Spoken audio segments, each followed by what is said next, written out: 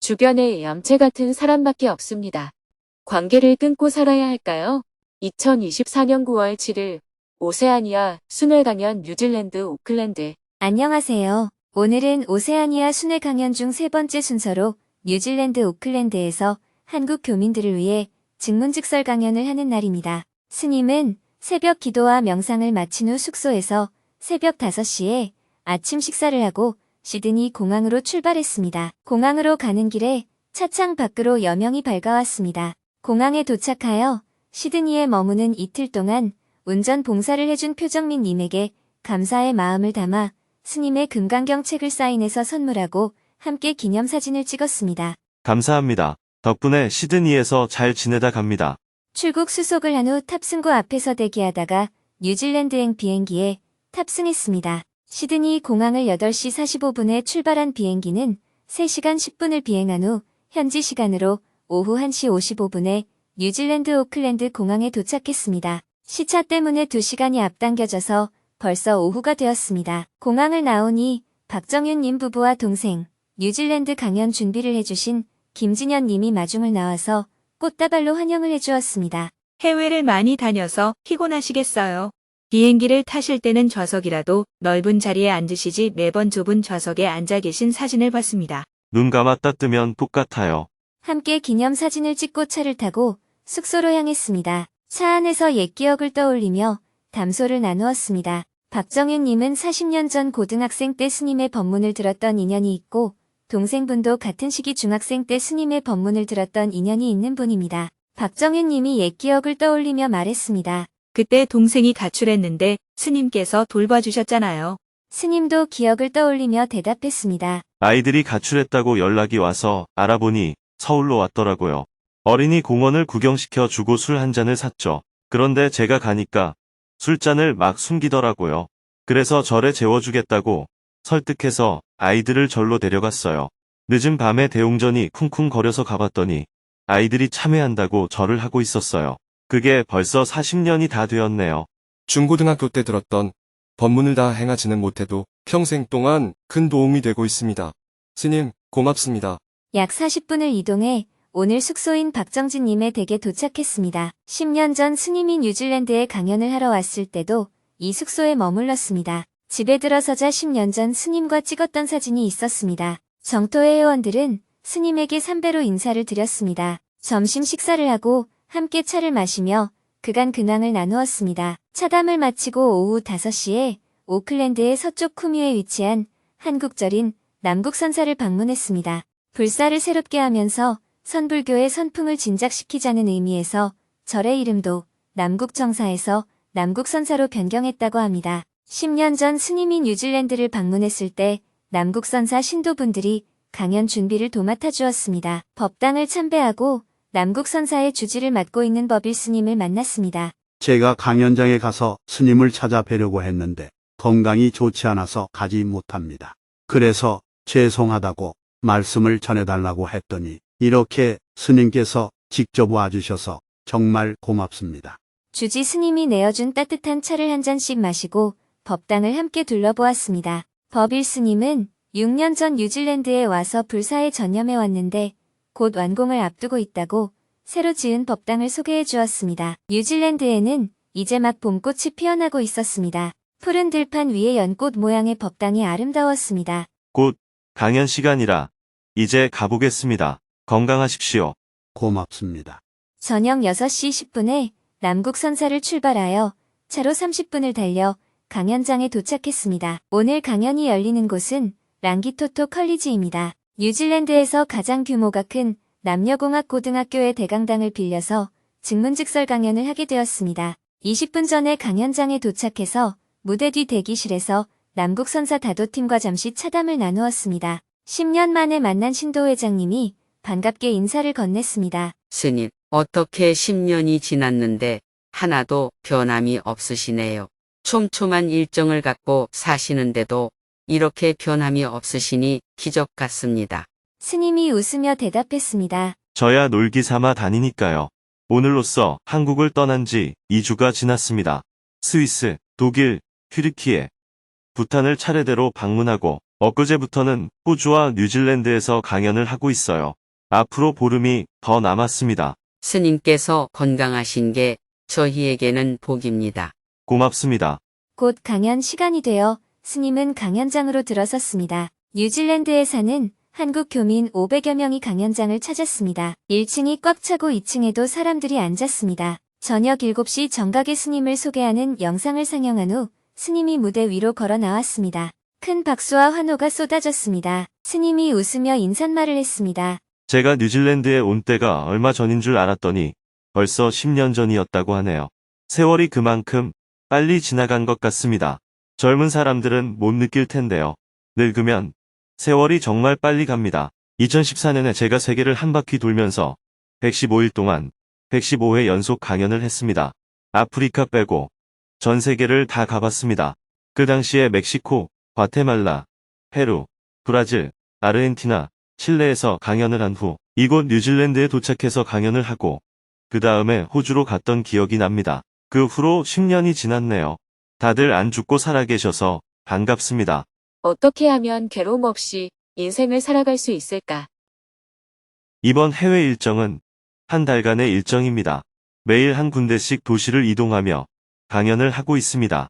보름 전에 스위스와 독일을 방문하고 튀르키예, 인도, 부탄, 태국을 거쳐 어제 시드니에서 강연을 하고 오늘 뉴질랜드에 왔습니다. 앞으로 멜버른, 퍼스, 브리즈번, 동티모르를 거쳐 북미 서부 지역인 시애틀, 밴쿠버, 샌프란시스코, LA, 샌디에이고로 갈 예정입니다. 이동을 많이 해서 힘들지 않냐고 많이들 물어보시는데 비행기가 힘들지 제가 힘든 건 아니에요. 저는 비행기 타고 먹고 자고 하다 보면 저절로 도착지에 가 있습니다. 어떤 일이든 자꾸 힘들다고 생각하면 더 힘이 듭니다.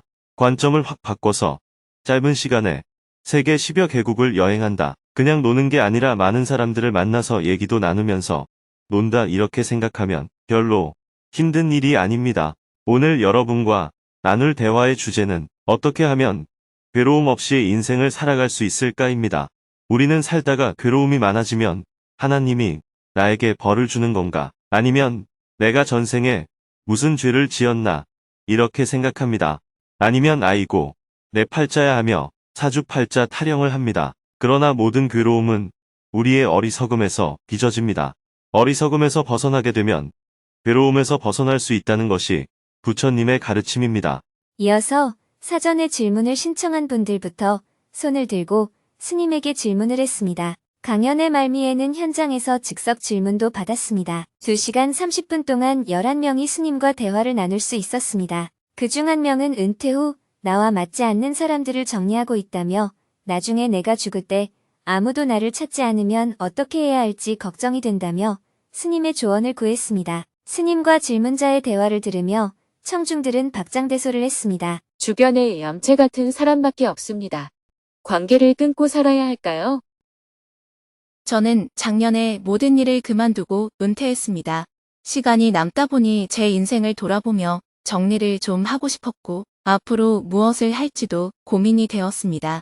그렇게 이것저것 정리하는 가운데 몇 명 되지 않는 제 주변 사람들이 저와 너무 안 맞는다는 걸 알게 되었습니다. 연락처도 차단하면서 한 명씩 정리하다 보니 아무도 남지 않았습니다. 이러면 안 되겠다. 새로운 사람을 좀 만나야겠다 하는 생각에 아는 분의 소개로 교회에 다니기 시작했습니다. 그분은 제가 보기에 굉장히 신앙심도 깊고 점잖으며 믿음이 가는 진짜 괜찮은 분이었습니다. 그런데 제가 기존의 집을 팔고 다시 알아보는 과정에서 그분이 제게 목돈이 있는 걸 알았으며 그걸 가로채려 하는 것을 알게 되었습니다. 제가 거기에 당할 사람은 아니지만 너무 놀라서 집에 돌아오자마자 교회 사람들의 연락처를 모두 차단해 버렸습니다. 왜냐하면 제가 아직 사기를 당하지도 않은 상태에서 그런 소문을 낼 수 있는 상황은 아니라 그랬습니다. 저는 이제 나이가 있어서 언제 죽을지 알 수 없습니다. 사람들은 보통 장례식에 오는 조문객의 규모로 망자의 인생을 평가합니다. 제가 죽었을 때 제 딸은 괜찮지만 사위가 어떻게 생각할지 걱정됩니다. 저는 스스로 인생을 잘못 살았다고 생각하지 않습니다. 그냥 이렇게 살아도 될까요? 아니면 그때를 생각해서 저와 잘 맞지 않는 사람들과도 만나며 살아야 할까요? 내가 좋아하는 사람만 만나며 사는 것과 내가 싫어하는 사람들도 만나고 사는 것 중 무엇이 더 좋거나 나쁘다고 말할 수 없습니다. 그건 선택의 문제입니다. 질문자가 좋은 사람만 만나고 싶다면 그렇게 해도 되고 싫은 사람도 만나겠다면 그렇게 해도 됩니다. 어떤 선택이 더 좋거나 나쁘다고 말할 수 없습니다. 예를 들어 제가 여기 계신 8분과 만난다고 해봅시다. 제가 며칠 지내보니 마음에 드는 분은 그 중에 2분밖에 없습니다. 제 마음에 드는 분만 만난다면 이 2분만 만나야 합니다. 제가 좋더라도 그 중 한 분은 제가 싫을 수도 있습니다. 그럴 때 나는 왜 사람을 한 명밖에 사귀지 못할까? 이렇게 생각하면 안 됩니다. 내가 좋아하는 사람만 만나겠다면 소수밖에 만날 수 없습니다. 만날 사람이 아무도 없을 수도 있겠죠. 반면 여러 사람을 만나려면 싫은 사람도 만나야 합니다. 그럴 때 싫은 사람을 어떻게 만납니까? 이렇게 생각해서도 안 됩니다. 장사를 해봐도 내가 좋아하는 사람만 만나야 합니까? 아니면 좋고 싫은 걸 좀 뛰어넘어야 합니까? 좋고 싫은 걸 뛰어넘어야 합니다. 장사를 오래 하려면 속마음의 구애를 받지 않아야 합니다. 그래야 장사가 잘 됩니다. 좋고 싫은 걸 너무 따지면 손님이 다 떠납니다. 그러니 내가 많은 사람과 만나고 싶다면 싫은 사람도 수용해야 합니다. 어떤 것이 좋고 나쁘다고 말할 수는 없습니다. 다만 그런 결과를 원하면 내가 좋고 싫어하는 걸 좀 뛰어넘어야 한다는 말입니다. 대부분의 사람들이 주변에 가까이 지내는 사람이 소수인 것 같습니다. 그런데 제 주변에는 전부 얌체 같은 사람밖에 없습니다. 직장에 다닐 때는 그냥 그런가 보다 하면서 넘어갔는데 은퇴해서 돌아보니까 내가 왜 그런 사람들에게 많은 시간과 돈을 낭비했는지 후회스럽습니다. 네, 그러시면 관계를 다 끊고 혼자 살면 됩니다. 예를 들어 제가 어떤 물건을 사러 갔는데 너무 비싸면 사지 않고 그냥 돌아오는 방법이 있겠죠. 아니면 흥정해서 좀 더 싸게 사올 수도 있고 꼭 필요하면 제 가격에 사오는 방법도 있습니다.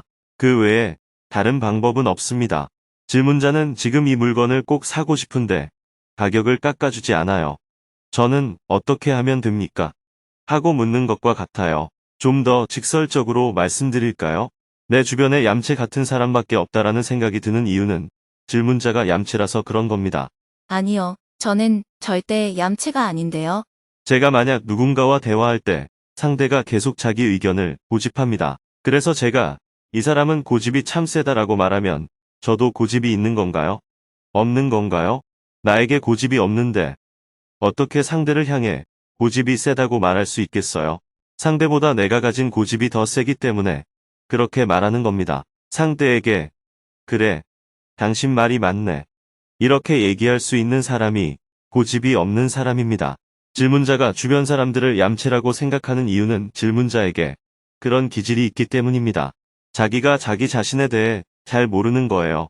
그런 게 아니라면 질문자는 약간 불안증이나 의심증이 있는 겁니다. 우선 병원 진료를 받아보는 게 필요합니다. 질문자의 얘기를 들어보면 미래에 대한 불안이 있는 것 같습니다. 그리고 어떤 상처를 받아서 생겼는지 모르지만 의심병도 좀 있는 것 같아요. 불안증과 의심증 두 가지를 갖고 있기 때문에 질문자는 지금 정신적으로 건강하지 않은 상태라고 할 수 있습니다. 병원에 가서 진료를 받아보니까 의사가 그 정도는 누구나 다 그렇습니다 하면 괜찮은 겁니다. 그렇지 않으면 신경안정제를 조금 먹으면 도움이 됩니다. 의사가 권장하는 대로 약을 좀 복용하면 심리가 훨씬 안정이 돼요. 일반적으로 어떤 증상이 병인지 구분하는 경계를 95% 정도로 잡습니다. 95% 안에 들어가면 괜찮다고 하고 그 경계를 넘어가면 병으로 분류하는 겁니다. 한국 사람들은 이런 우울증이나 불안증을 가진 사람의 비율이 OECD 회원국의 평균보다 많이 높은 편입니다. 그런데 한국 사람들이 병원에서 치료받는 비율은 OECD 회원국보다 훨씬 낮습니다. 그런 증상을 정신질환이라고 인정하지도 않을 뿐만 아니라 진단을 받아도 치료를 받지 않습니다. 왜냐하면 정신과 진료 기록이 남으면 미래에 불이익을 받을 것이라고 걱정하기 때문입니다. 한국 사람들의 자살률이 높거나 우울증 환자가 많은 이유는 이런 사회 분위기 때문에 그렇습니다. 조기에 발견해서 치료하면 얼마든지 좋아질 수 있는데 방치해서 생긴 결과입니다. 외국에 이민을 가서 생활하면 한국에서 생활하는 것보다 이런 불안증이나 의심증이 더 많이 생깁니다. 여러분들은 스스로를 정상이라고 생각하시죠? 저는 여러분 중에 거의 절반은 불안증이나 의심증을 갖고 있을 것이라고 예상합니다. 같은 증상을 가진 사람들끼리 모여 있으니 잘 모를 뿐입니다. 사람들은 낯선 곳을 가거나 잘 모르는 곳에 가면 대부분이 긴장하거나 불안해합니다. 또 어떤 피해를 보지 않으려고 계속 의심합니다. 이런 경험이 반복해서 오래 쌓이다 보면 그것이 습관이 됩니다.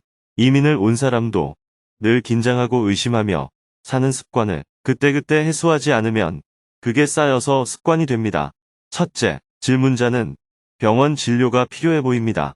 둘째, 인생에서 인간관계를 어떻게 해야 한다는 법칙은 없습니다. 내가 어떤 선택을 하느냐의 문제입니다. 좋아하는 사람들만 만나겠다면 소수만 만날 수밖에 없고 다수와 만나겠다면 좋고 싫어하는 감정을 뛰어넘어야 합니다. 사람들을 만날 때도 좀 베풀어야 합니다. 그래야 사람들이 나를 좋아합니다. 밥을 사거나 무슨 일이 있으면 가서 좀 도와주거나 저처럼 이렇게 무료로 상담을 해주거나 이렇게 어떤 덕을 베풀어야 사람들이 좋아합니다. 오늘 오신 청중들이 왜 손뼉을 치며 좋아할까요? 유튜브에서 증문즉서를 보고 도움을 받았다거나 뭔가 저에게 혜택을 본 게 있으니까 강연장까지 찾아와서 손뼉을 치며 좋아하는 겁니다. 많은 사람과 사귀고 싶다면 좀 베풀어야 합니다. 내 감정을 움켜쥐고 있으면 안 됩니다. 어떤 사람이 성질이 좀 더럽다면 그와 만나는 것이 좀 불편할 수 있습니다. 그런데 그 사람에게 손해볼 일은 절대 없습니다. 왜냐하면 화를 잘 내는 사람은 사기꾼일 확률이 매우 낮기 때문입니다. 반대로 굉장히 친절하고 말도 잘하고 인물도 잘 나고 옷도 잘 입고 씀씀이도 좋고 뭐든지 괜찮아 보이는 사람들은 사기꾼일 확률이 매우 높습니다. 낚시할 때 내가 잡으려는 물고기에 따라 미끼를 다르게 쓰는 것과 같습니다. 질문자가 같이 일한 동료나 지인들이 성격이 별로라서 불편했다는 것에는 공감합니다. 하지만 그들은 질문자에게 손해 끼칠 확률이 낮은 사람입니다. 질문자에게 괜찮게 보인 사람들은 사기꾼일 확률이 높습니다. 그래서 누군가 너무 친절히 다가온다면 약간 주의하셔야 합니다. 세상에는 절대 일방적으로 유리하거나 불리한 건 없습니다. 무조건 좋은 사람도 없고 무조건 나쁜 사람도 없습니다. 제가 만약 오늘 여러분께 사기를 치려고 했더라면 당하셨을 분들이 많이 있을 거예요. 이런 인간의 속성을 알아야 현명하게 인생을 살 수 있습니다. 사기꾼이라고 미워하면 안 됩니다. 그 전에 친절을 베풀었으니까요. 사기꾼도 친절을 베풀었으니 본전을 찾으려고 하는 겁니다.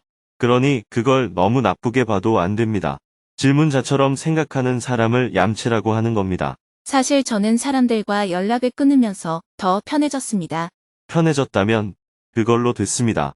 장례식에는 사람들이 안 오면 안 올수록 좋습니다. 죽은 뒤에 사람들이 조문을 많이 온다고 해서 질문자에게 좋을 게 뭐가 있습니까? 그건 다 자녀들이 돈벌이 하는 겁니다. 예전에 냈던 부의금을 회수하려고 하는 거예요. 주변에 사람이 많고 적고는 질문자가 살아있는 때는 상관이 있지만 죽은 뒤에는 아무 상관이 없습니다. 장례식에 오는 조문객 수는 물론이고 장례 방식에 관한 문제도 망자와는 아무 상관없는 일입니다. 그건 살아있는 사람들이 할 일이기 때문에 질문자가 걱정할 일이 아닙니다. 질문자가 절에 아무리 열심히 다닌다고 하더라도 자식이 교회에 다닌다면 나중에 장례를 불교식으로 할까요? 교회식으로 할까요? 교회식으로 하겠죠. 그건 다 살아있는 사람들이 할 일이기 때문에 질문자가 신경 쓸 필요는 없습니다. 예, 잘 알았습니다. 상식적으로 생각해 봅시다. 부모가 유산을 좀 남기면 형제 자매들이 나중에 서로 다투는 게 정상입니다. 그런다고 자녀들이 서로 우애가 없다고 보시면 안 됩니다. 자녀들이 우애가 있도록 하려면 부모가 유산을 남기지 않아야 합니다. 예전에 왕이 나라의 주인이던 시절에는 왕의 자식들만 왕이 될 수 있었죠.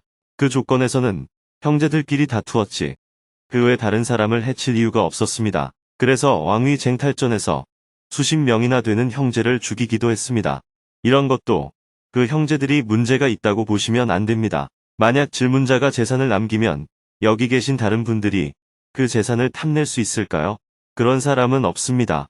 질문자의 재산을 탐낼 수 있는 사람은 질문자의 자녀들밖에 없습니다. 그래서 유산을 남기면 형제간에는 다툼이 생길 수밖에 없습니다. 그걸 나쁘게 보시면 안 됩니다. 어떤 주식회사에서 다툼이 생기는 것도 내부 주주들 간에 다툼이 생기지 다른 외부 사람들과 갈등이 생기지는 않습니다.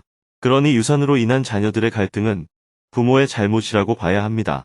내가 자녀들에게 재산을 남기면 자녀들은 그걸로 다투게 됩니다. 그러니 내가 죽고 나서 자녀들이 오해 있게 지내기를 바란다면 유산을 남기지 않아야 합니다. 다만 그럴 경우 자녀들이 장례식에 안 올 가능성도 있습니다. 세상에서 일어나는 일 중에 특별히 나쁘다고 할 만한 일은 없습니다. 모두 일어날 만한 이유가 있어서 일어나는 일입니다. 다만 그 일에 대해 내가 어떻게 할 것인가 하는 내 선택에 문제가 있을 뿐입니다. 감사합니다. 계속해서 질문들이 이어졌습니다. 올해 73세인데 시어머니와 남편은 뉴질랜드에 살고 있고 아이들은 한국, 호주, 싱가포르에 살고 있습니다. 더 나이가 들면 저는 어디에서 사는 게 좋을까요? 고기능 자폐증을 가진 13살 아이를 키우고 있습니다. 나중에 아이가 혼자 되었을 때를 대비해 부모로서 무엇을 해야 할까요? 저는 직장인입니다. 4살 연하인 남자친구와 결혼을 하고 싶지만 아직 남자친구가 학생이라 불확실한 미래가 걱정입니다. 친한 언니가 실험실에 근무하고 있는데 쥐를 살생하는 것에 대한 죄책감으로 힘들어합니다. 제가 어떻게 도와줄 수 있을까요? 지금 남북 관계가 전쟁이 일어날지도 모를 정도로 악화되고 있습니다. 해외 동포들이 할 수 있는 역할은 어떤 게 있을까요? 머릿속에는 하고 싶은 일들로 가득 차 있지만 막상 실천으로 옮기는 게 어렵습니다. 어떻게 하면 계획을 실천할 수 있을까요? 결혼 생활 30년이 넘었습니다. 종종 혼자만의 시간을 갖고 싶지만 항상 남편이 마음에 걸려 쉽지가 않습니다. 어떻게 하면 좋을까요? 불교란 무엇인가요? 불교의 정의가 무엇인지 스님의 생각을 듣고 싶습니다. 형에게 빌려준 돈을 제대로 받을 수 있는 좋은 방법이 있을까요? 스님이 요즘 부탄에서 지속 가능한 개발 사업을 하고 있는 모습을 영상으로 보았습니다. 혹시 치과 진료 봉사도 필요한지 궁금합니다. 대화를 마치고 나니 밤 10시가 다 되었습니다. 곧바로 무대 아래에서 책 사인회를 시작했습니다. 강연에 참석한 많은 분들이 사인을 받고 스님에게 감사의 마음을 표현했습니다. 스님 덕분에 뉴질랜드에서 행복하게 살고 있습니다. 감사합니다. 책 사인회를 마치고 스님은 강연 총괄자와 부총괄자에게 스님의 책을 선물했습니다. 강연을 총괄하신 분은 오클랜드에서 3시간 떨어진 거리에서, 부총괄을 맡으신 분은 9시간 떨어진 거리에서 강연을 준비하기 위해 달려왔다고 합니다. 이어서 강연을 준비해준 모든 봉사자들과 함께 기념사진을 찍었습니다. 뉴질랜드, 오클랜드. 기념사진을 찍고 나가는데 봉사자들이 양쪽으로 일렬로 서서 스님에게 뜨거운 박수를 보냈습니다. 스님, 뉴질랜드에 와주셔서 고맙습니다. 건강하십시오. 봉사자들의 열렬한 환호 속에서 오클랜드 강연을 무사히 마쳤습니다. 차를 타고 숙소로 돌아오니 밤 10시가 훌쩍 넘었습니다. 내일은 오전에 오클랜드 공항을 출발하여 호주 멜버른 공항으로 이동한 후 저녁에는 멜버른에 사는 한국 교민들을 위해 증문즉설 강연을 할 예정입니다.